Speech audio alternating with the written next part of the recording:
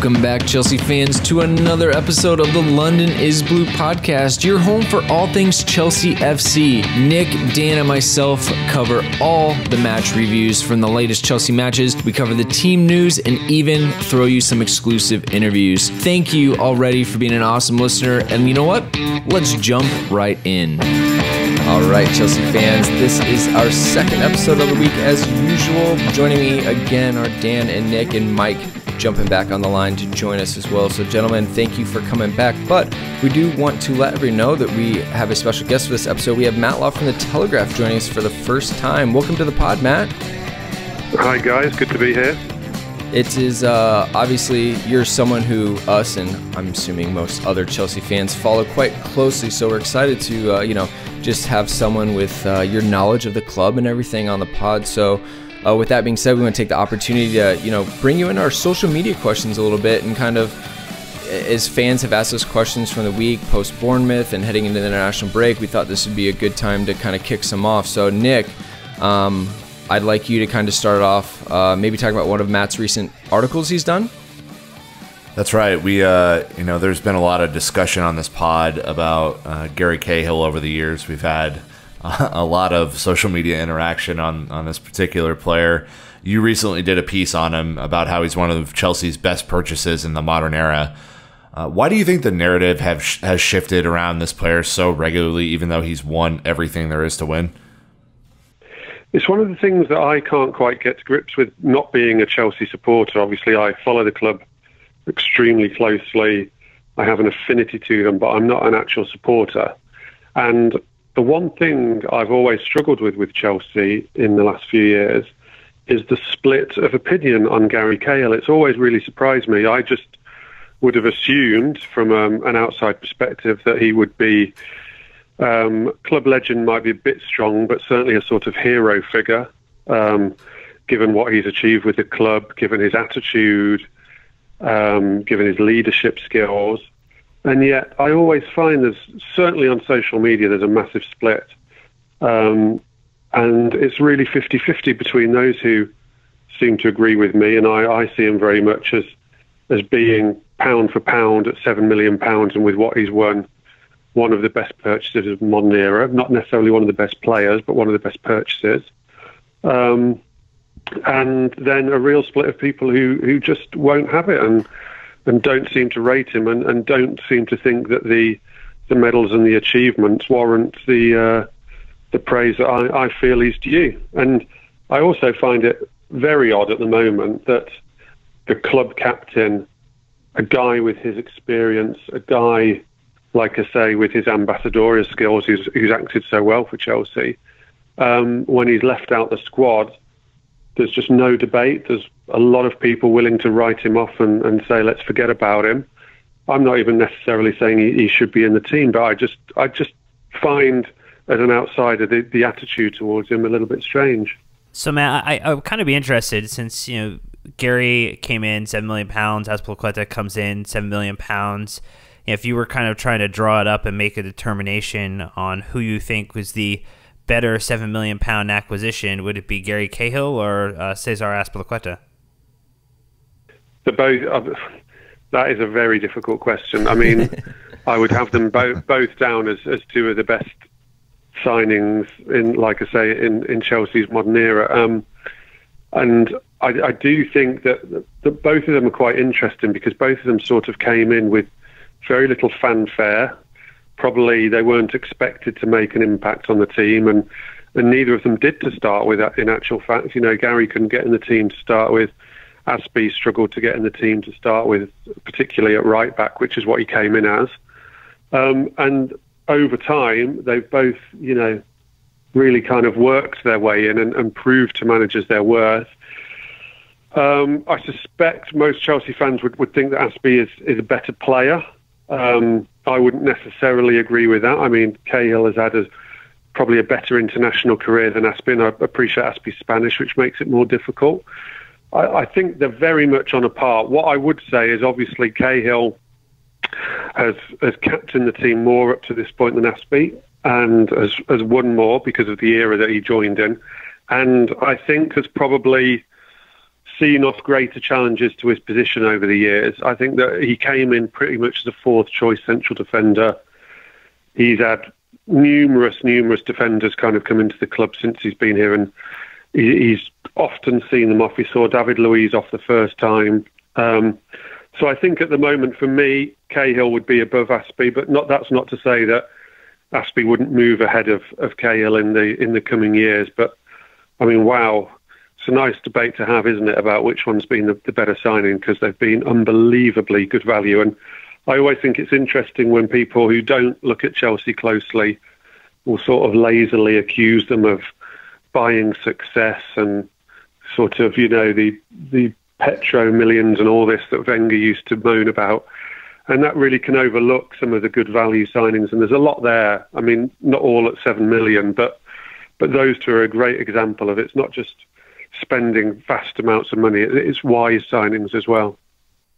I think that brings up a really good transitionary topic to that of Ruben Loftus-Cheek. And I know that you put together a piece recently on Sarri's comments on Ruben and the work maybe technically that he needs to continue to do to improve. But he also is potentially considering a January move if he doesn't really get the opportunities for playing time that he would like, as someone who's now started for England in the world, has had a chance to play for England in the World Cup.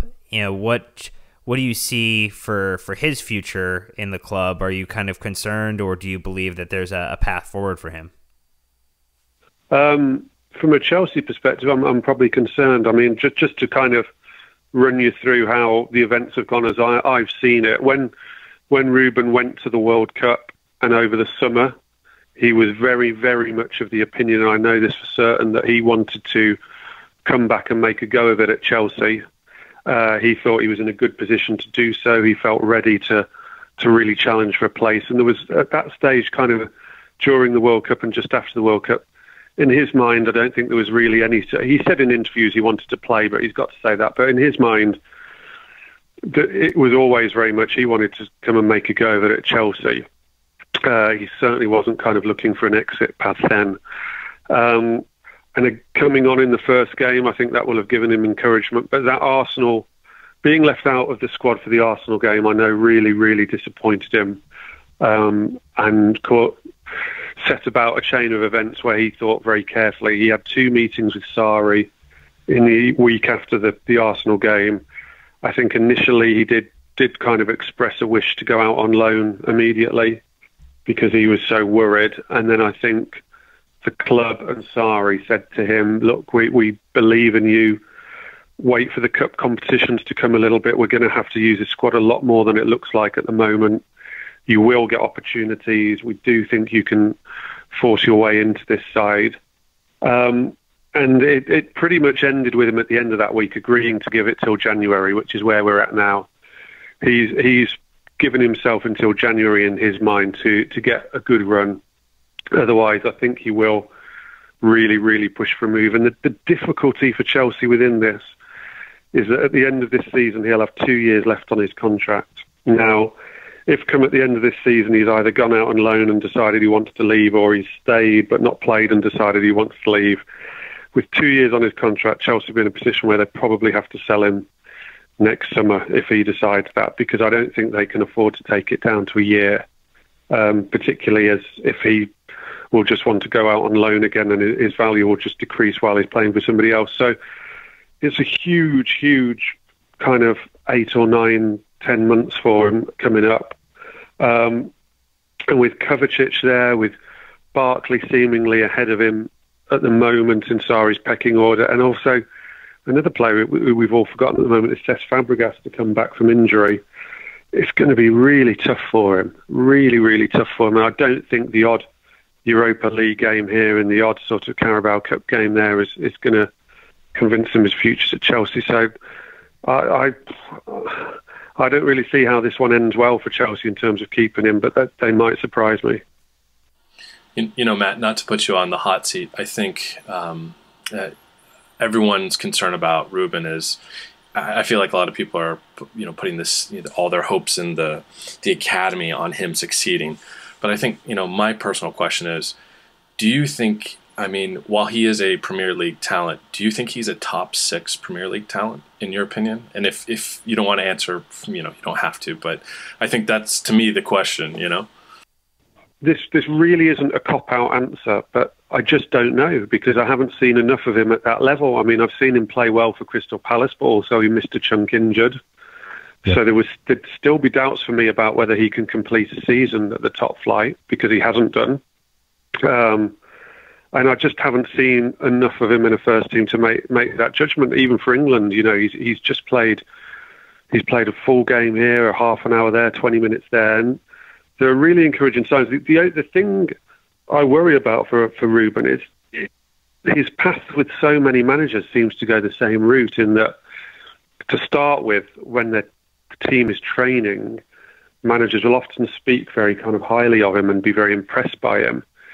And yet once they've put him into games and had a look at him in games, they tend to actually go off him a little bit, even with England.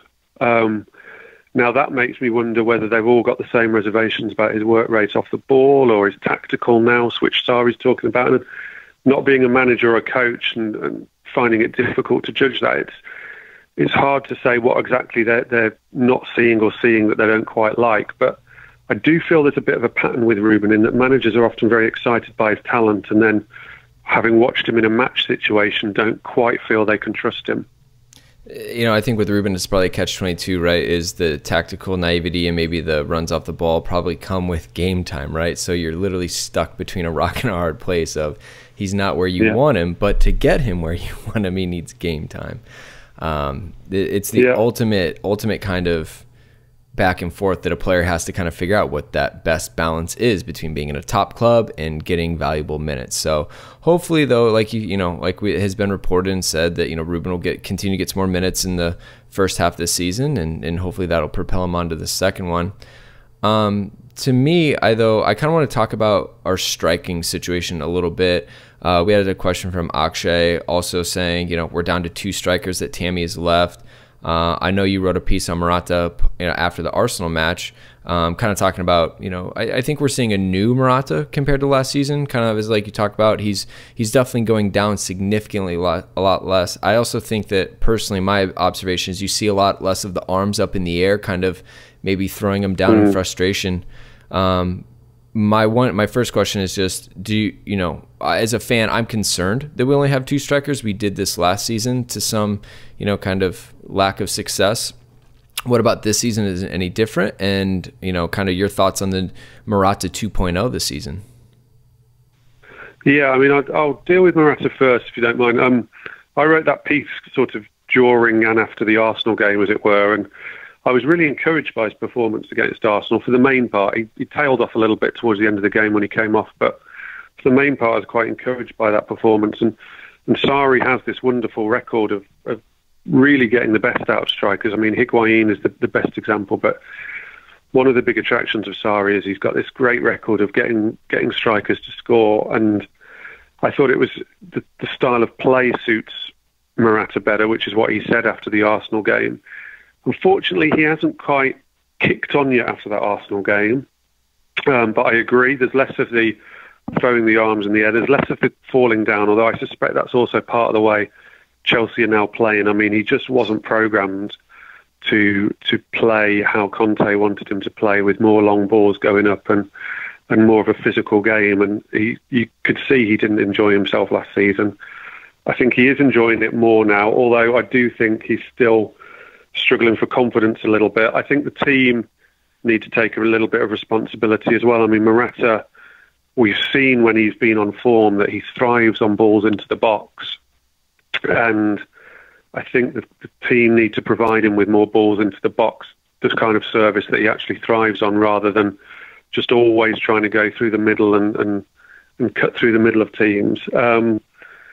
But I don't actually know yet whether I think he will come good, as it were, and score sort of 20 goals. I think they're encouraging signs, but not enough to be fully confident of that. And then that kind of brings you on to your second question.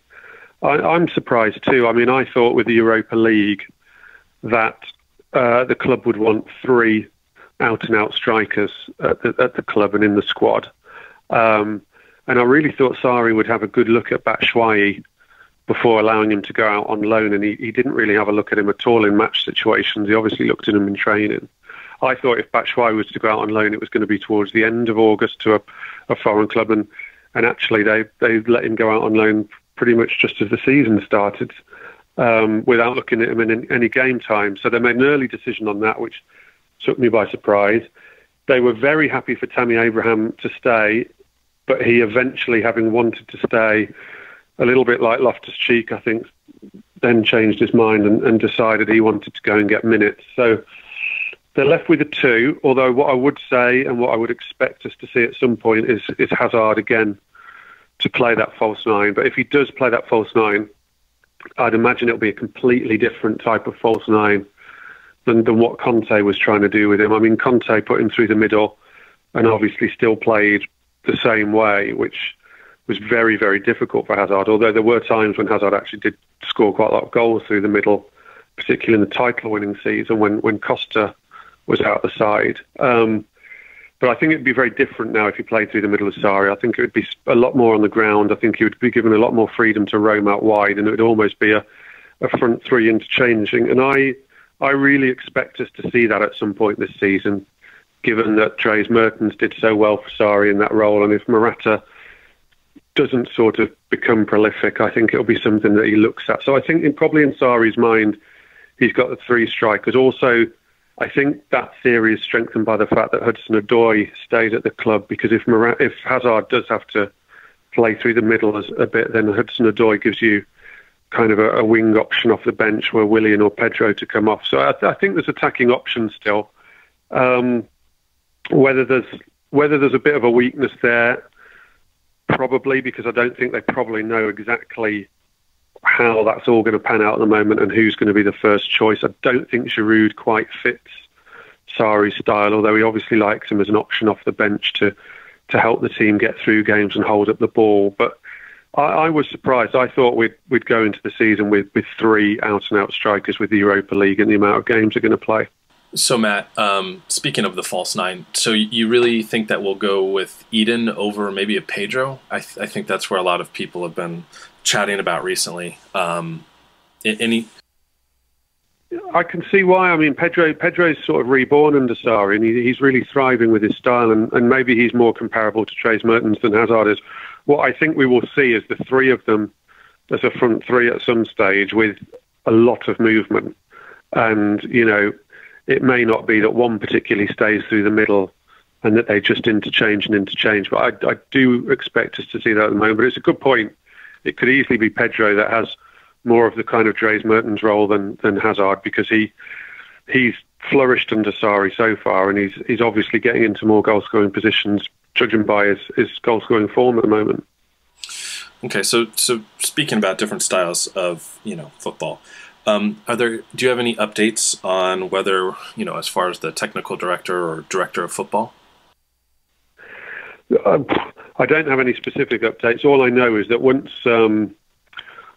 the Premier League transfer window shut, and they'd done there were obviously a few loan things to be sorted out in the last few weeks of August about foreign and championship loans. But I know when the majority of it was done, back on August the 9th or whenever it was, that at that point the club were very much going to start focusing on narrowing the search down. There's been things going on in the background. I know they've had conversations with people who, unfortunately, I can't name. I do know a couple of them.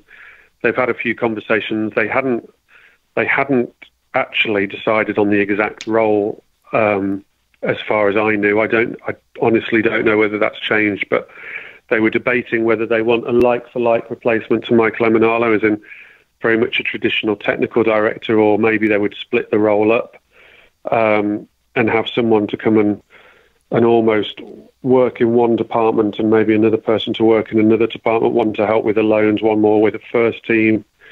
I suspect it will end up being one person, not 2 people, because I think it'll get messy otherwise. But they're really going to focus on that now. And I would expect an appointment by the new year, or early in the new year. I can't be more specific than that because I just don't have the information. It's been quite secretive so far, and also it got put on the back burner with having to appoint the new manager, with then having to get the signings in. Obviously, as I think most people know, Marina Granovskaya has pretty much taken all on the responsibility of everything, and she's also responsible for this appointment. So I think she's had to put it on the back burner. But that, along with trying to do a couple of contracts, I think will be their main priority off the pitch now. I think one thing that has come up around some of the candidates, and I think specifically Ballack, who excelled as an ambassador, I think off the pitch now for Chelsea in his post-playing career, but there are concerns that people bring up about experience, and I tend to point them back to maybe what Dortmund has done previously, how Barcelona has appointed former players and put them into technical roles. From your perspective and time around the club and maybe interactions with Ballack, what are your thoughts about him as an appointment as you look to assess him for kind of that candidacy? Well, what I would say is that I always thought that Michael Emenalo was massively underrated. He got a lot of stick over some signings that weren't his fault, and I also didn't think he got enough praise over some of the signings he made that then a lot of them were subsequently let go and have obviously not been seen to be wise decisions to let go since. I mean, the Belgian players were certainly all Michael's responsibility, much to the annoyance of Andre Villas-Boas at the time, with some of them who was questioning why they're bringing Belgian players in. But he didn't come in as a hugely experienced guy, but he built up a huge wealth of experience. And it's such a broad job at Chelsea because of the loan system they have and the academy system. It's a massively broad job, much broader than at a lot of other clubs. So I think it will be tough for somebody like Ballack, despite all his experience in the game, to come in and take it all on and be expected to do it all immediately. I suspect if someone like Ballack came in, they would almost come in an ambassadorial role to start with, focus very much on helping the young players, also probably focus quite a lot on talking to prospective new signings about what Chelsea is and why it would be good for their career. He would have to learn the whole loan thing before you could get involved, because it's just hugely complicated trying to choose where's the best loan, trying to keep people happy, trying to look at whether 1 year or 2 year loans are best for their development. It's a hugely complicated thing. So it's a massive, massive job. And it's really interesting whether you bring in someone like Ballack, who I think would be a big win with the fans. I think he'd be a great ambassador. I do think it's a good point that it'd be following very much the German model, and could work really, really well. And on the other hand, you could go for very experienced guys within their roles. Monchi, for instance, who obviously has had great success in that role at his clubs, or someone even like Dan Ashworth, who's done the job before at West Bromwich Albion, and also had huge success recently in the youth levels with England. But obviously those guys have no link to Chelsea, no real knowledge of what Chelsea is and what the club is like on the inside. What I do think will be that whoever comes in won't have the power that Michael Emenalo had. I mean, Michael Emenalo did have a line straight to Roman Abramovich, and could make decisions himself. I don't think the next person coming in will have that. They will very much have to work closely with Marina Granovskaya, she will be the one dealing with Roman, not the next guy. So I think the role and the responsibility will be watered down slightly. So one thing that we often get excited about as fans and supporters is the lead up to the end of the transfer window, especially with the way that Chelsea has done their business over some of the past couple of seasons. The later the better, right? Yeah. How do you, as you're looking to report on the club, assess the value of a rumor in the transfer window? And what advice would you give to fans/supporters who are staying glued to Twitter, who are looking at the flight tracking information and trying to just, make it through, the transfer window as sane as possible? It's if you want to make it through the transfer window as sane as possible, then don't look at social media until it's all finished, because that's what drives you insane. It's really difficult, I mean, it's a good question.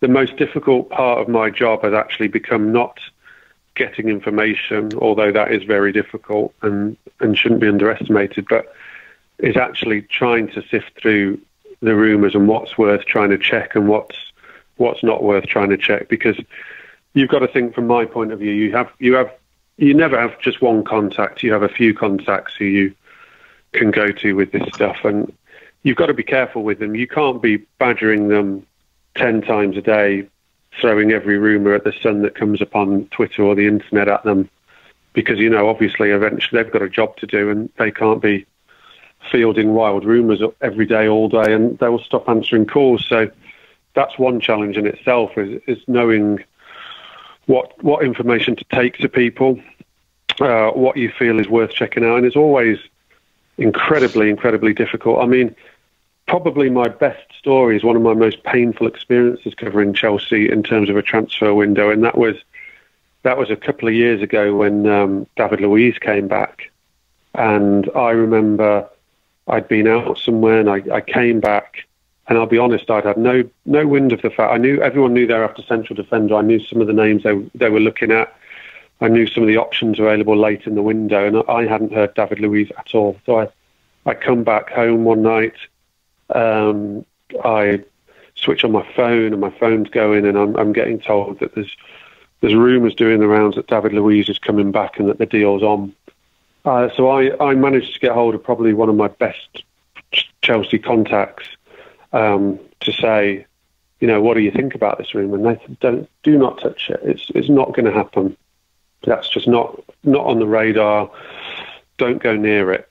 Now, the stupid thing I did do, which I've always regretted, is rather than just taking the information, ignore it, I also tweeted that, the David Luiz thing just wasn't happening. Yep. Now, obviously, I wake up the next morning and my phone's still going. People are saying, I think it's transfer deadline day now, and people are telling me it's going to happen. So I get back in touch with this person and said, please tell me that, you were right, this isn't happening. And they kind of said, I'm really sorry, but I think I got this one wrong. And, your heart sinks. But you've got to trust your contacts. I mean, that was a person who's never let me down before, never let me down since. Honest mistake. They weren't privy to the information, so therefore, from checking it from them, I wasn't privy to the information. So it's a real minefield. It's so difficult. All I can say from a journalist point of view is we try and do our best. We try not to pump out too much misinformation. We try to be responsible about it. You don't always get it right. To be honest, if you get 50% of it right these days, you're doing quite well, because it's tough, and the amount of rumours and the amount of information, and because a lot of it is done overseas now, that can make it add another layer of difficulty to it. So, I mean, I don't really have any advice as such in terms of how to keep in touch with the best information. I mean, all I can say is that I suppose readers of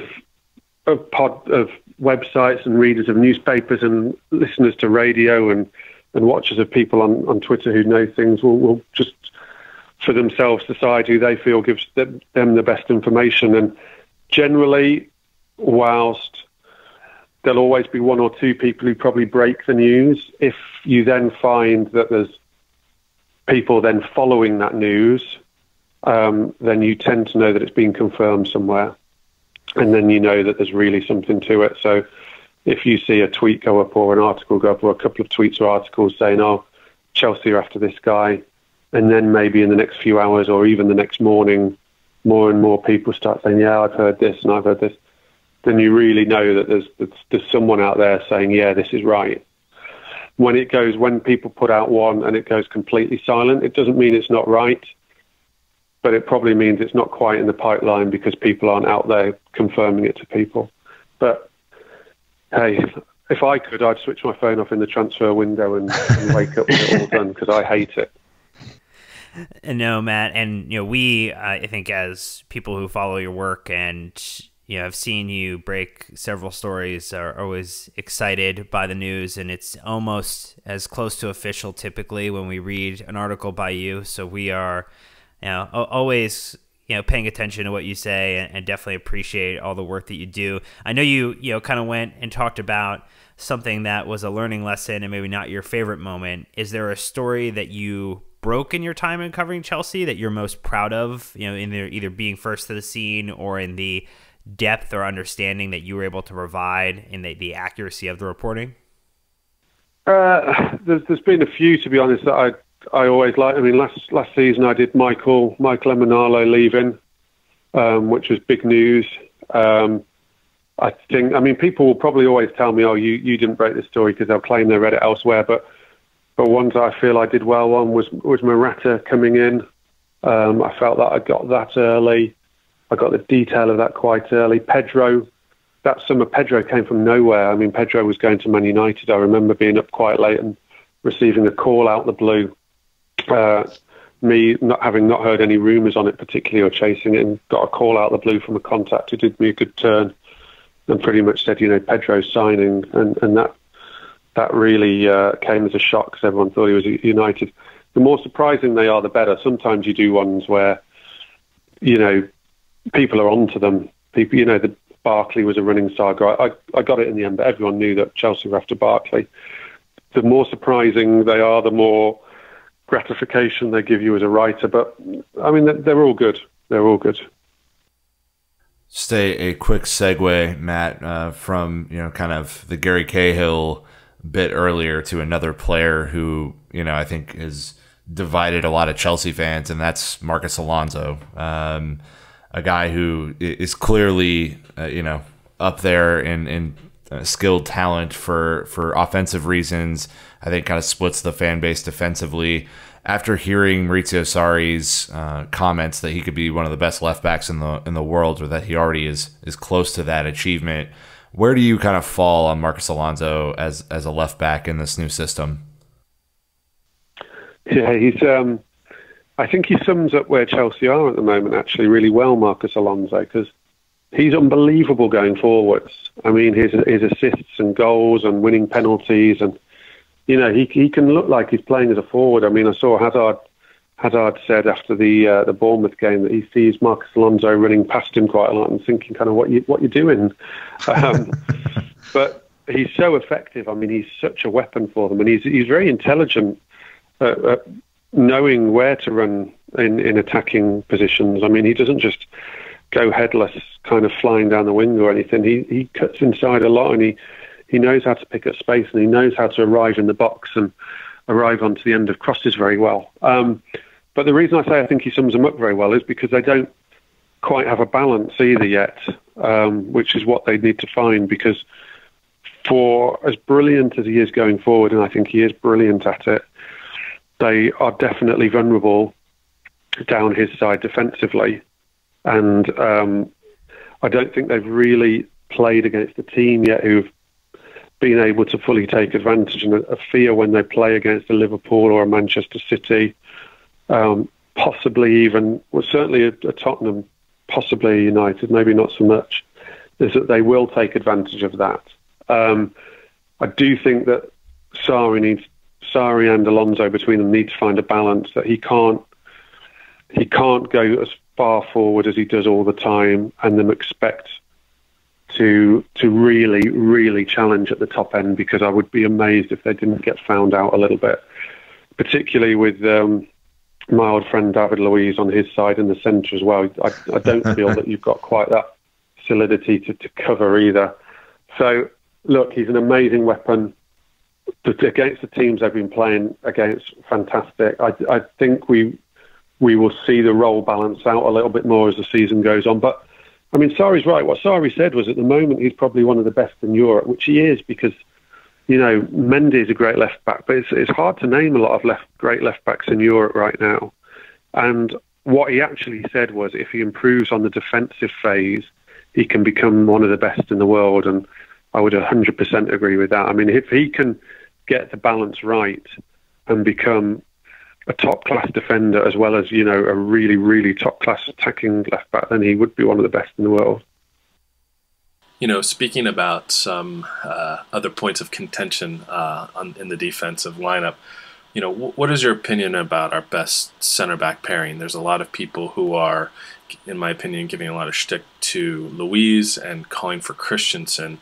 Where do you stand on that opinions? I just think, looking forward, I'm disappointed that Christensen didn't start the season. I thought that he did enough in the first half of last season to show what a fantastic central defender he can be. I always remember that game at home against Manchester City, where City obviously paid Chelsea off the park. But the first thing Pep Guardiola did when he came onto the pitch at the end of the game was go straight up to Christensen, who had had a really good game. And he talked in his ear. Now, I tried to find out for many days what Guardiola had said to Christensen, and no one would tell me. But I suspect that he was praising him an awful lot, and that he was just the kind of defender that Guardiola would like. And seeing how Guardiola stuck with Stones and how that has worked, I would like to have seen Chelsea stick with Christensen a little bit more. I think if they're looking forwards and they're really trying to progress, I think you've got to be giving him some trust and playing him for all his talent, rather than going back to a David Luiz who's 31 and who isn't solid. Personally, I think the best central defender at the club will become Ethan Ampadu in time. I think he's an unbelievable talent.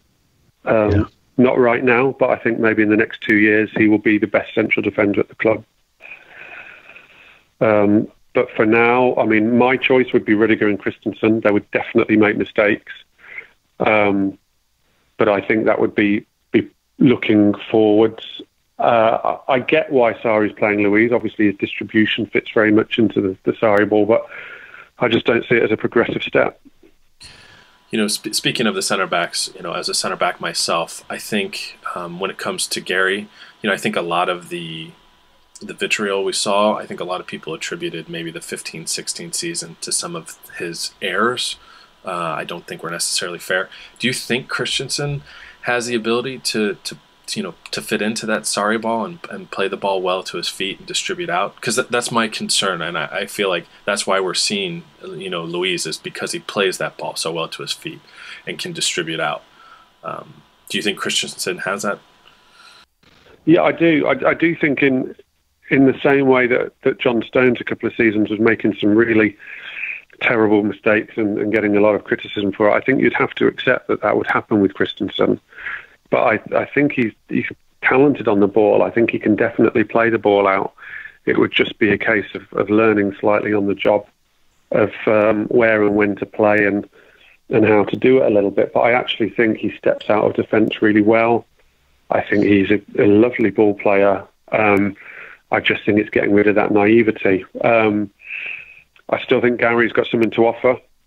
I really do. I think in games where it's going to be a physical battle, or times when you need to shut games down, I still think he's probably the best defender of the club of that sort of, the real kind of old-fashioned battle. I think Rudiger's done really well, actually. I think Rudiger's would be my first choice in there. I think he's done really, really well. He can make mistakes too, but he can often recover. He gets his body in the way and puts his body on the line that the fans have really taken to him, and quite rightly. But it doesn't look quite right at the moment. There's clearly work to do on the centre of defence. What I thought was a little bit odd of the summer, actually, was it was pretty clear that they were looking at defenders. I mean, they were certainly looking at Regani at Juventus. They had a look at a few others. And then they obviously couldn't get who they wanted, and they obviously weren't desperate enough that they were just going to get a defender. It had to be the right one, but it flagged up the fact that I think long-term, potentially another defender will come in, or they will look at a way of strengthening it up or developing someone. I would be sad in a way if a new defender came in, a very expensive one, because like I say, I think in 2 years, Ethan Ampadu could be the best defender at the club, but he won't if he doesn't get opportunities. All right. Kind of backing it out to a bit more holistic view of the club, Matt. Few matches in, we're starting to get glimpses of Sarri ball at Chelsea. We have two more, I would say, more manageable matches coming up, obviously, before the big test, I would say, is Liverpool on September 29th. With the high press and kind of the mistakes that Chelsea are getting out of the way now, do you think that this early in the season, Chelsea are going to be able to cope with a Liverpool or a City or a Tottenham team who, have had the same manager for, 2, 3, 4 seasons now and kind of are much more the style of play is much more instilled. Obviously, they all really like to press. Do you think that this team at this stage will kind of be able to almost have like a battle of the presses and come out on top against one of those top teams? Liverpool and City would worry me for them because of their pace and what they've got going forwards. I think that I just see them causing Chelsea all kinds of difficulties at the moment at the back. I think Tottenham, though, would be interesting. I think that the way Sarri's got them playing already would have them far more competitive against Tottenham. I know they've been competitive results-wise, don't get me wrong. They've beaten Tottenham and stuff. It's not as though they've kept losing to Tottenham, but I think generally Tottenham have played better in some of those games. But I think now that Chelsea have got a more dominant possession-based style, that would certainly suit them more for playing Tottenham. I think in time it will suit them more against the big clubs. I mean, what Abramovich has always wanted from his managers, other than obviously trophies, which he's obsessed with, is he's obsessed with this idea of Chelsea being a dominant big club. And when he thinks about that, I'm told he wants Chelsea to dominate games. He doesn't really like counter-attacking football. He doesn't like defensive football because he sees it as being a small team mentality. He sees it as being, a plucky runner-up mentality. He wants his teams on the front foot, dictating and dominating games against whoever they're playing against. And so he will love this style of football. I do think against Liverpool and City, particularly that Liverpool game, it might be a bit too early for Chelsea to be able to actually do it and beat them with it. Liverpool looks strong at the back now, as well as that's so dangerous going forward. And Liverpool have caused Chelsea a lot of problems in recent seasons. So I think it's early days, but certainly they're well set up, and it's clicking faster than Sarri expected. I mean, I remember being at one of Sarri's first press conferences when he said, kind of, give me 3 months before you start seeing it. And he warned of rocky times in the opening games. And I think he probably expected them to lose one of these first 4 games and maybe stumble a little bit. And I think it's taken him by surprise that they've picked it up a little bit quicker than he thought. But he knows they're a long way off what he wants yet. Yeah, he keeps talking about the speed at which we play, not just the high possession, but he wants it to go faster and faster, which, look, I think the Chelsea fans are really excited to kind of see this team play at an even faster level and more attacking because, as you said, the counterattack has kind of been where the club's been at recently, but that's not really, always the best from a fan's perspective. So anyways, Dan, you had one. Yeah, so we talked a little bit about Ballack earlier, potentially coming back. We did get to see, one Chelsea great hero legend come back in Zola, returning to the team, now working as an assistant to Mauricio Sarri. How have you seen that appointment? And how we also kind of observed is maybe with the way that the conversations are happening between the two in the dugout that. Zola could be potentially having a pretty significant, maybe opportunity to influence those key substitutions. It seems like they're talking at the right moment, at the right time. The substitution happens. What do you understand about their working relationship so far? Yeah, I mean, they had a relationship before, so they've been close before. So it's not a new relationship as such. It's a new sort of working relationship. It's not a new relationship. It's funny, actually, because I was joking to someone at the game that Sarri was in the ear of the fourth official at one point against Bournemouth, and he's far too nice a guy to have that job. They need a real Rui Faria kind of Rottweiler type to be going at the fourth official. He's too nice for that role. No, I mean, it's interesting. I interviewed Ross Barkley a couple of weeks ago, and Ross was telling me that Zola's the one who's staying behind with him after training and doing a lot of finishing work and a lot of technical work. So I think certainly the technical players and the midfielders and even the Hazards and the Pedros of this world will be doing a lot of work with Zola and him sort of passing on some of the tricks of the trade and some of the things he used to do. And, you couldn't really learn from anyone better in those positions. He'll also be able to talk really well to some of the players about what Chelsea means and what it means to really become a Chelsea hero. I mean, it'd be interesting whether he's having any conversations with Hazard, with him trying to convince Hazard to stay, about maybe the legendary status that Hazard could get to were he to sign a new contract and actually almost sort of finish his best years with the club, and really get to a status that probably Zola's at, that Hazard's not quite at in terms of Chelsea legend. So he can help on lots and lots of different levels. I mean, he hasn't done brilliantly in management himself, but plenty of good, very, very good number twos and first team coaches are actually terrible managers because they can't quite do the leadership, but they can do the teaching and the coaching and the almost caressing by kind of putting an arm around a player. So I think that'll be Zola's role. I mean, he'll be keeping everyone happy, keeping everyone upbeat. And I don't mean just players, I mean the whole staff. It's such a lovely guy and such a positive guy. One of the problems of the Conte reign became what an unhappy place it was last season at Cobham, and that just, again, wasn't the players, it was the whole staff. There was a cloud over the place, and it's a wise appointment because as much as anything, he's lifted that cloud, and for me, it can only be positive. It can only be positive. So, final question, Matt, and again, we really appreciate the time today. I think a lot of Chelsea fans are interested in the atmosphere around the club and can kind of notice a tangible difference with Maurizio Sarri coming in. We got a question from one of our listeners asking, do you think that Maurizio, even though he's on a 3-year deal, will be able to bring stability to Chelsea? Is there any sort of, I know that's a loaded question with a lot of different potential answers, but do you get a sense that things are different this time around? No. Short answer, no. I love it. There'll just never be stability at Chelsea with the way they're set up.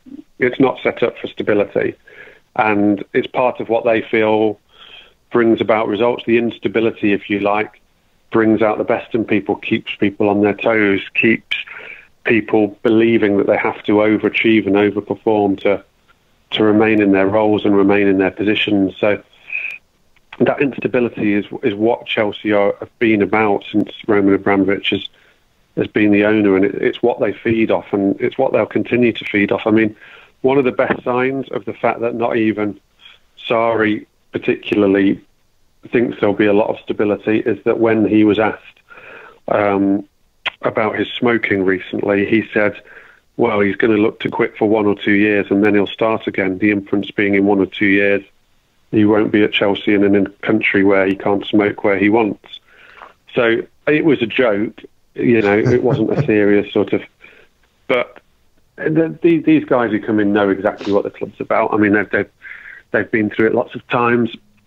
I don't think there's stability particularly at any Premier League club anymore. I mean, even Manchester City, at some point, Pep Guardiola's not going to stay at Manchester City for 10 years because he's not that kind of coach.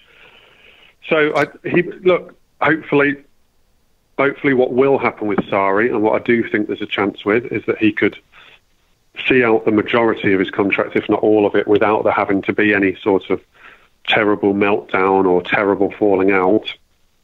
There's no reason why that can't happen.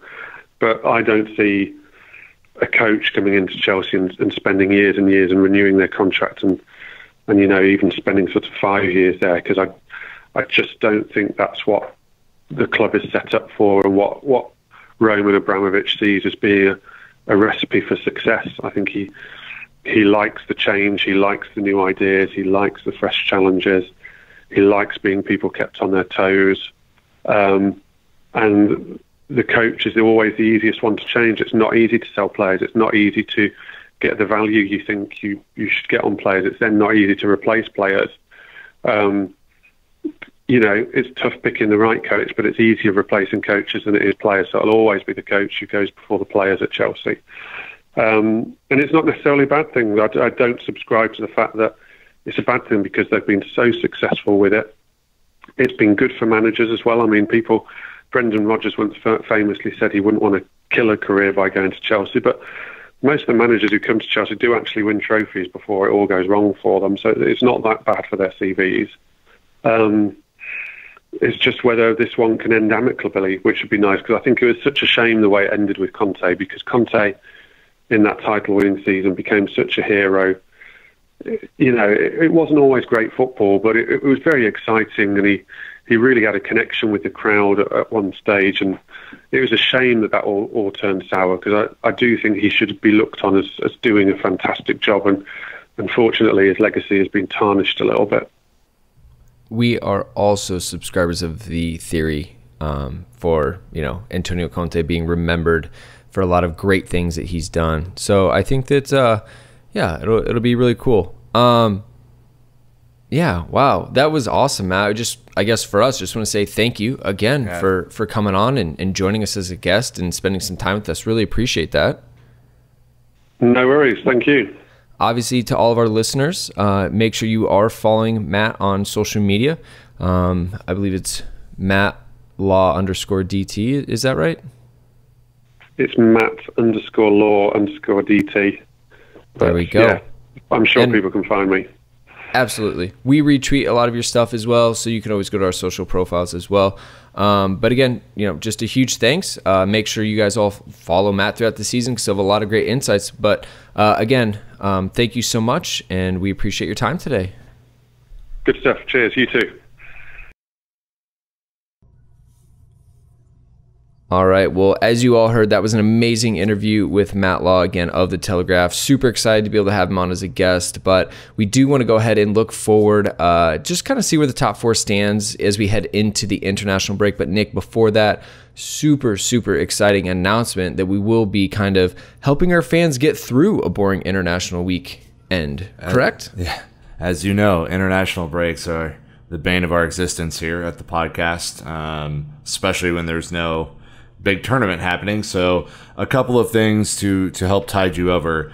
First, we've teased that the Joe Cole interview we did about a month ago in Tampa would be coming out, and we can now confirm that we will have a video and a podcast debuting sometime around next weekend. We're thinking maybe a Friday, Monday sort of release, but don't hold us exactly to that, or send us messages saying where is it. When it is ready, it will be published. So, we're looking forward to that, and that's going to be really fun, engaging content. Joe was amazing to be with. And then the second thing we want to do is by this time by next weekend, we should have all of our details for our next London trip finalized. And, I'm going to give some hints here that it's going to be towards the end of the festive period, maybe around the new year. So start looking at your calendars, and then as soon as we have details to share, we will release it. If you are interested and want to get some knowledge beforehand, feel free to DM us on Twitter or Instagram, or email us contact@londonisbluepodcast.com, and we will begin to answer questions.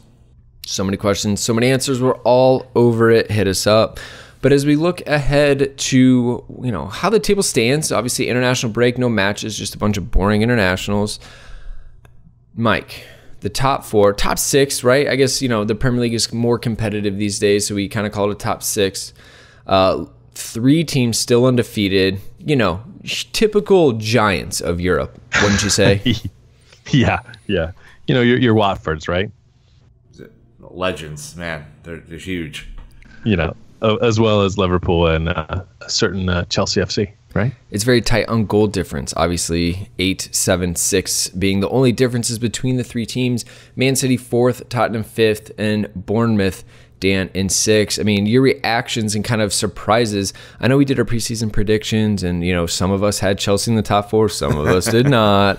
But, I mean, honestly, this is a bit of a surprising table as we enter the first international break. Not surprising if you believed in the Mauricio Sarri project. It's almost as if we're a month in, Dan.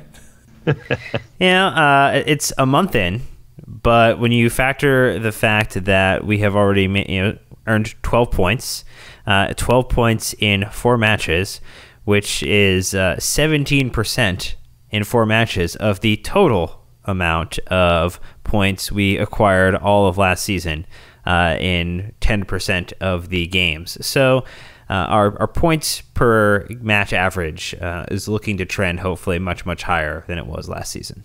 And that makes me happy. All right. Well, I think that, as we kind of look into this, from a Chelsea perspective, Nick, maybe not as many clean sheets as we would have wanted, but plenty of offense going forward, which is exciting. Obviously, the next 2 matches, Cardiff, West Ham, before the big test, Liverpool, which, very easily could be, how you determine who is still undefeated as you head into October. It's true. I do think, and this was something we called out early in our season preview, this betting in period for Maurizio Sarri is going to be crucial. And so it's nice to see that we're taking maximum points. There's still a lot of defensive, things that need to be adjusted. I think Matt Law covered off on Marcus Alonso and how the positioning eventually changes.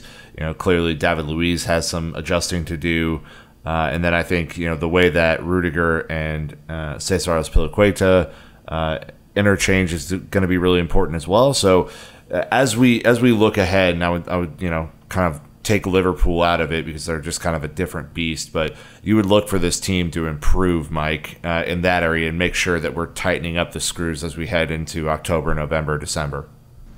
Yeah, definitely. I think more time we have together, hopefully we will figure out that the back 4 working with the midfield, and maybe kind of what we were talking about before. Maybe we'll see a Christensen. Maybe Luiz's job was to get us 12 points, and then maybe ease in one of the younger center backs.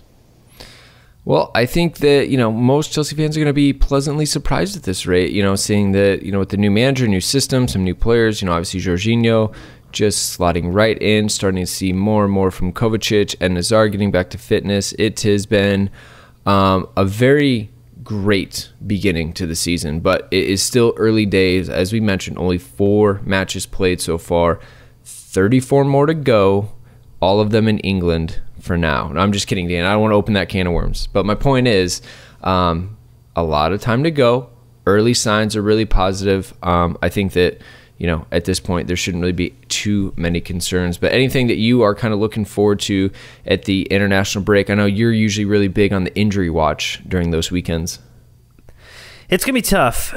Chelsea are thankfully gifted with having many international players, many who are called up to their respective squads. You saw Marcos Alonso, Morata, Kepa, all called up for the Spanish national team. I think Azpilicueta as well. Jorginho was called up. Kovacic was called up. Conte, of course, called up. Emerson called up. Emerson called up. Caballero called up. Willian called up. Hazard called up. I mean, you basically, I think Sarri made the point that you've got 6 or 7 first-team players like Rob Green who just didn't get the call-up request. So unbelievable. There's going to be some. It's really hard to play 5-a-side when there's not even enough to field 2 sides. So I will just make sure and say a prayer that Roberto Martinez does not somehow injure Eden Hazard again through training procedures. Yeah, absolutely. Well, I think that will pretty much wrap up this episode. I hope that, it is everything you wanted heading into the international break. Obviously, having Matt Law on was a huge bonus, even for us. So, again, hope you all enjoyed it. But, guys, as we wrap up this episode and obviously into a little bit of break, we will do some final thoughts and let you guys kind of leave the listeners with a little something until we come back the following week. So, Nick, any big plans for your international break or anything you'd like to leave the listeners with? No, I think I would just like to quickly talk about Kovacic, which we'll touch on in part 1 if you haven't listened to that yet. But we mentioned where the goals are going to come from midfield, and I think this is an area that you start to see a little bit of a glimpse that he's kind of moving in that direction to be maybe a goal scorer for Chelsea. And I think we just got to give him a little bit of time to bed in with the team. He's not 100% match fit yet, but he is putting in, you can see over the last 3 weeks, he's putting in shift after shift after shift, and you would expect that he would continue to improve over time, and I'm just really impressed with his passing ability and his interchange so far. So hopefully, we have a chance for him to continue to improve, and for some of our other more goal-facing options to deliver either passes for him to convert on or vice versa. Awesome. Dan, what about you? I'm just looking forward to getting back to focusing on Chelsea Football Club. It probably was one of the most ill-timed international breaks we could ask for, given this amazing run of form and the fact that you're looking ahead to Cardiff and West Ham as our next 2 Premier League matches before Liverpool kicks off. So the opportunity to potentially win 6 in a row, go into this match against Liverpool undefeated, potentially against Liverpool being undefeated, that's going to be an incredible game. And I'm eagerly looking forward more to the end of September than I am right now, the very beginning moments of it. I mean, that's fair enough. Even Maurizio Sarri said he's just going to spend the international break walking his dog. I mean, Mike, hopefully even you have something more exciting than that.